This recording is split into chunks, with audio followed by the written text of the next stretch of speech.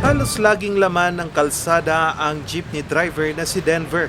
Maliban kasi sa pang-boundary at pang-crudo, inaalala pa nito ang pag-aaral ng kanyang dalawang anak. Bagamat pagod man sa biyahe, kailangan niyang mag-overtime sa pamamasada para may iuuwing kita. Sa mga naihalos na iuwi lang, mga 800, ganun lang. Yung crudo, magkano? Sa crudo, mga nasa 1.5, hanggang 2,000, hindi pare-pareho. Pero mukhang mababanat na naman ang pasensya nito ngayong linggo sa nakaambang pagtaas ng presyo ng produktong petrolyo. Kahit gustuhin man niyang makapiling sandali ang pamilya, wala siyang magawa kundi gumising ng madaling araw at mag-overtime na naman sa pamamasada. Gabi na kung umuwi, umaga kung umalis, wala tayong magagawa. Yun ang kahanap buhay natin.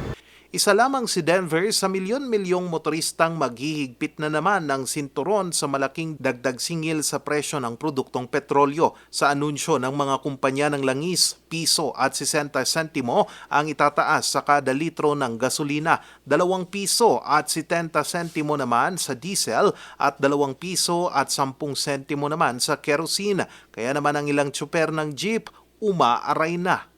Sapat naman, nakukuha naman sa boundary. Yung crudo lang talaga mataas. Pati ang ilang nagtitinda ng gulay, nangangamba na ring baka tumaas ang presyo ng gulay sa pagtaas din ng presyo ng mga produktong petrolyo. Pag talagang todo tataas yung crudo, sigurado maramdaman natin sa kwan. Ang ipik niyan ulit na 1 linggo, ganyan. Ang panibagong dagdag singil sa produktong petrolyo ay bunga ng sanctions ng US at UK sa dalawang pinakamalaking kumpanya ng langis sa Russia. Ito'y sa nagpapatuloy pa ring giyera ng Russia sa Ukraine at ang tensyon din sa Middle East. Nitong nakarang linggo lang, nagpataw ng higit 2 pisong dagdag singil ang mga kumpanya ng langis. Nakatakda na bang ipatupad ang dagdag singil bukas November 4? Charles Nicolimon, RNG News.